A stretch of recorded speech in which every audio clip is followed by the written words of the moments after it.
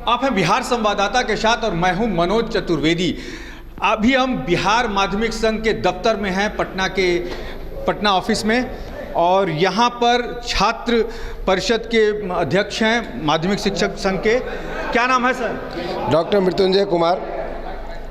आपके सामने अभी कह दिया है संदीप सौरभ ने कि सरकार को वो नहीं छोड़ सकते, क्योंकि सरकार को भाजपा से डर है। बहुत से मुद्दे पर उनको सरकार का समर्थन करना पड़ता है। क्या कहेंगे आप? स्पष्ट रूप से सुन लीजिए कि बिहार माध्यमिक शिक्षक संघ का कोई नेतृत्व करता नहीं होता है। हमारे महासचिव खुद नेतृत्व करता है और संदीप सौरभ जी हमारे यहाँ आकर हमारा समर्थन की अलग बात है, लेकिन उन्होंने जो कहा कि हमारा एक विशेष मुद्दा नहीं है, ये हम लोग के खेद का विषय है। अभी आपने सुना संदीप सौरभ ने कहा कि हम सरकार नहीं छोड़ सकते, हमें सरकार के साथ बने रहना मजबूरी है, समर्थन हम करेंगे, लेकिन आप लोगों को आगे करके रास्ते पे आंदोलन कराएंगे, लेकिन सरकार से समर्थन वापस नहीं लेंगे आप लोगों के लिए। जी, सरकार से समर्थन वापसी लेना यह कोई हल नहीं है हमारे समस्या का। सरकार से हम लोगों को अपनी बात मनवानी है। अच्छा सुनिए जी, आप समझी नहीं मेरे सवाल को। जी। यदि ये कहें कि हम 6 पार्टियां सरकार से समर्थन वापस लेते हैं तो नीतीश कुमार की कुर्सी चली जाएगी। नीतीश कुमार मजबूरी में आप लोगों का जो 2023 की नियमावली है, हो सकता है वापस ले सकते हैं। जैसे कि किसान आंदोलन में किसानों का जो बिल आया था वो वापस हो गया था, किसानों ने नाको चने चबवा दिए थे प्रधानमंत्री को। तो क्यों नहीं सरकार को ये धमकी देकर कि हम समर्थन वापस लेंगे, सरकार आपकी गिरेगी, क्यों नहीं सुमन सौरभ कह रहे हैं? सर, ये तो अभी आंदोलन का प्रारंभ है, अभी तो आगाज हुआ है। आंदोलन 2 महीने से चल रहा है। जी, 2 महीने से चल रहा है, लेकिन ये अभी खत्म नहीं हुआ है। समय आएगा तो वो भी बात होगी उस स्तर पर। अभी सारे जो समर्थक लोग हैं, महागठबंधन के जो भी हमारे समर्थक लोग हैं, वो इस दिशा में पूरे तरह से सक्रिय हैं, ताकि मुख्यमंत्री हमारी बातों को सुने, समझे और ये राज्यकर्मी का दर्जा बिना शर्त हम लोगों को दे दे। लेकिन मुख्यमंत्री ने कह दिया कि बिना बीपीएससी कुछ भी नहीं, क्योंकि मुख्यमंत्री के हाथ में नहीं है, सब कुछ तेजस्वी यादव कर रहे हैं। कह दिए तो ये ब्रह्म वाक्य नहीं हो गया। सबको समझना पड़ता है, सबको अपनी बातों को वापस लेना पड़ता है समय और परिस्थिति को देखते हुए। लेकिन बड़ा जिद्दी मुख्यमंत्री है। जिद्दी मुख्यमंत्री है तो शिक्षक उनसे ज्यादा जिद्दी हैं। 4 लाख हम लोग हैं, और जिस पर वो नाज करते हैं कि बिहार में शिक्षा को हमने बढ़ाया, तो वो नाज किस पर करते हैं? हम लोग पर करते हैं। भले ही आज वो हम लोग से सैलरी के मुद्दे पर भले ही हम लोगों को कह रहे हैं कि परीक्षा से गुजरना पड़ेगा, लेकिन उनको पता है कि हम लोग योग्य शिक्षक हैं। वो एक अरे तो आप योग्य हैं कि अयोग्य हैं, परीक्षा दीजिए, पता चल जाएगा, वही तो कह रहे हैं। कितनी परीक्षा देंगे? अब तो हम लोग बच्चों की परीक्षा लेते हैं। अब तो हम लोगों का 10 साल से ऊपर जॉब का हो गया। आखिर एक सीमा होती है, उम्र सीमा होती है किसी भी परीक्षा की। हम लोग उस उम्र सीमा को कब का क्रॉस कर चुके हैं। ये क्या कोई हमारे गरिमा को शोभा देता है कि जो अभी हम लोग जाके परीक्षा में बैठ जाए? 4 साल 5 साल, किसी का 2 साल बचा हुआ है साहब। लेकिन पढ़ाई की तो कोई उम्र नहीं होती, क्योंकि मेरी मम्मी है, वो खुद LLB करी। मैं पहले मेरी बात सुनिए, वो खुद LLB कर रही है, वो अभी तक एग्जाम दे रही है। उन्होंने तो नहीं कहा कि अब मेरी उम्र नहीं रही एग्जाम की। मैडम, पढ़ाई की कोई उम्र होती है, लेकिन सीखने आपने अभी कहा था कि एग्जाम का अब उम्र रहा है, अब तो हम एग्जाम नहीं दे पाएंगे। वही मैं आप ही के बातों का जवाब दे रही हूँ। पढ़ाई की उम्र होती है, लेकिन सीखने की कोई उम्र नहीं होती है। मैं तो कहती हूँ कि सरकार का स्वागत। सरकार 10 साल उम्र में जो है वो बढ़ोतरी की है, तो अब आप क्या? सर, मैडम मैं ये कहना चाहती हूँ, मेरी पूरी बातों को सुने, कि हम लोगों को समय समय पर अपडेट करने के लिए सरकार ट्रेनिंग की व्यवस्था करे।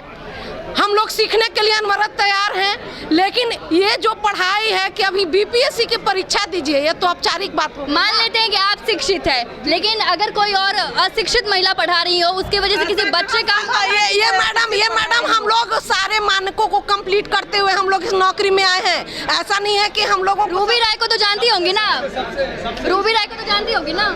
हाँ। फिर रूबी राय जैसे बच्चे बिहार से क्यों निकलते हैं? 1 मिनट, इसको निकालने वाला कौन है, हमें ये बताइए आप। ये सरकार तो उसी को सही करने की कोशिश कर रही है। नहीं, सरकार उसको सही करने की कोशिश नहीं कर रही है। सरकार बस शिक्षा को बर्बाद करने की कोशिश कर रही है। शिक्षकों को वर्गों में बांटकर विद्यालय में असंतुष्टिपूर्ण वातावरण तैयार कर रही है, जिससे कि यहाँ की जो गरीब तबके के बच्चे हैं, जो प्राइवेट स्कूल में नहीं पढ़ सकते हैं, उनको पढ़ाई नहीं हो।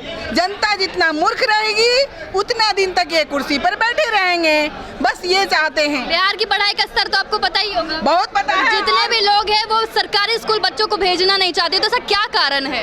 क्या कारण है ये आप नहीं जानते कि सरकार की तरफ से ही सरकार हम लोगों को बदनाम कर रही है। सरकार बदनाम नहीं कर रही है मैम, पेरेंट्स खुद नहीं चाहते कि उनके बच्चे सरकारी स्कूल में पढ़े। पेरेंट्स बदनाम नहीं कर रहे हैं, ये सरकार सबसे पहले हमारा नामकरण की, नियोजित शिक्षक, हम लोग नियोजित शिक्षक बने। अच्छा आप एक बात बताइए, आप एक गुरु हैं, गुरु को क्या किसी उपाधि की जरूरत होती है? वो तो अपने आप में एक उपाधि होता है। यही तो बात आपको समझने की कोशिश है कि गुरु को किसी उपाधि की जरूरत नहीं है, हम पढ़ा रहे हैं। तो फिर राज्यकर्मी का दर्जा क्यों कर रहे हैं? राज्यकर्मी का दर्जा इसलिए कि ये सुविधा नहीं देते हैं, ये हम लोगों को से सारा काम करवाएंगे, लेकिन अपने राज्य के कर्मी समझते ही नहीं, इसलिए राज्यकर्मी की जरूरत है। राज्यकर्मी का दर्जा इसलिए क्योंकि हम लोग भी सेवा दे रहे हैं और सेवा का प्रतिफल हर लोगों की इच्छा होती है। हमारा भी परिवार है, हमारा भी भविष्य है, और इतने कम वेतन में आज कहीं मैं आज आपको बताना चाह रही हूँ, एक बात मेरी सुन लीजिए। जिस क्वालिटी एजुकेशन की बात वो कर रहे हैं, अब तो हमें सबसे पहली बात यह लग रही है कि जो लोग हमारी क्वालिटी एजुकेशन की बात कर रहे हैं उन लोगों को क्वालिटी एजुकेटेड होना चाहिए। अगर आप किनकी बात कर रही हैं? जो लोग हमको क्वालिटी एजुकेशन में नहीं मानते हैं, तेजस्वी यादव की तरफ तो नहीं है, तेजस्वी यादव को तो नहीं करिए आप। मैं जिसको भी कह रही हूँ, शिक्षक किसी का नाम नहीं लेता है, बस काम लेता है। लेकिन नीतीश कुमार तो पढ़े लिखे हैं। पढ़े लिखे होते तो पढ़े लिखे जैसा करते, उनको तो शिक्षक से जन्म से ही बैर है। शिक्षक को, वो शिक्षा को बर्बाद करना चाहते हैं। अगर शिक्षक सारे जनता को शिक्षित कर देगी, सारी जनता जागरूक हो जाएगी, तो इनको तो रहने देगी नहीं कुर्सी। नीतीश कुमार जब सरकार में आए थे पहली बार, तब उन्होंने पहली बार लड़कियों को साइकिल के लिए पैसे दिए थे। साइकिल से कौन सी पढ़ाई हो जाती है? साइकिल तो ऐसे भी बच्चियां सीखती हैं, साइकिल से कोई पढ़ाई नहीं होती।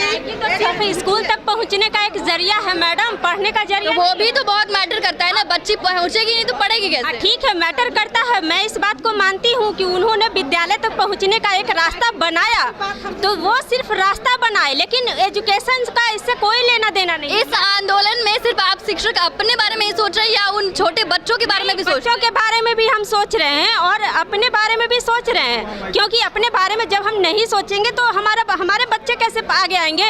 हमारे बच्चे भी तो पिछड़ जाएंगे ना। और आप एग्जाम की बात इसके बाद अगर सरकार आपको राज्यकर्मी का दर्जा दे देती है, उसके बाद अगर सरकार आपसे सवाल करते कि हमारे बच्चे जो है वो टॉप क्यों नहीं करते, वो रूबी राय जैसे क्यों निकल जाते, तब आपको जवाब देना पड़ेगा ना। मैम, रूबी राय को लाने वाला कौन है? रूबी राय एग्जामिनेशन हॉल में कैसे पहुंची? आपका तो पूरा प्रशासन इसमें दोषी है ना। आप कितने जो उस बच्ची को शिक्षा दिया उसका कोई योगदान नहीं रहा है। रूबी राय वो रेगुलर स्टूडेंट ही नहीं थी, ये प्रशासन की गलती है। कैसे वो परीक्षा में बैठी और किस तरह से वो टॉप कर गई, ये शिक्षकों का काम नहीं है प्रशासन को देखना। हम लोग बस पढ़ाते हैं। कॉपी चेक तो शिक्षक ही करती है ना, जो बच्चों का कॉपी होता है वो तो शिक्षक ही चेक करती है ना। नहीं तो उसमें भी भ्रष्टाचार है मैडम, आप नहीं जानते। आप शिक्षा की भ्रष्टाचार कर रहे हैं, ये काला सच है। हम लोग कॉपी जांच करके कुछ देते हैं और उसमें भी भ्रष्टाचार कहीं कहीं होता है। मैं नहीं जानती हूँ कि ये कहाँ गलती होती है, लेकिन शिक्षक कभी भी कॉपी गलत जांच नहीं करते हैं। हाँ बोलिए सर। गलती है हमारे सूत्र जो बताते हैं, यहाँ भी जातिवाद चल रहा है आप लोगों के अंदर। ये बिल्कुल गलत बात है, कोई जाति नहीं। हम लोग सिर्फ शिक्षक जाति के हैं, कोई जाति भीड़ नहीं हो। हम लोग किसी की जाति नहीं पूछते हैं, ये सरकार का ही काम है कि जातिवाद से ही पढ़ाई की शुरुआत करते हैं। जब बच्चों का नामांकन हम लोग लेते हैं तो नाम के बगल में उनकी जाति को लिखा जाता है। यह कहाँ तक सच है? इस चीज से तो मैं बहुत पीड़ित हूँ कि जहाँ पर हम लोग छुआछूत का विरोध करते हैं, जातिवाद का विरोध करते हैं, वहाँ पर हम लोग नाम के बाद फिर जाति से शुरुआत क्यों करते हैं? बोले कि मेरे जो बच्चे हैं, अगर मैं नहीं पढ़ाती तो मेरे स्कूल के बच्चे 94%। आपके बच्चे कहाँ पढ़ते, प्राइवेट में या सरकारी? मेरे बच्चे तो प्राइवेट में पढ़े, प्राइवेट में पढ़े हो गए मेरे बच्चे। ये देख लीजिए, आप सुन लीजिए, शिक्षकों के बच्चे प्राइवेट में पढ़ते हैं, लेकिन जो छोटे घर के बच्चे हैं वो सरकारी स्कूल में पढ़े। ये तो बहुत अच्छा।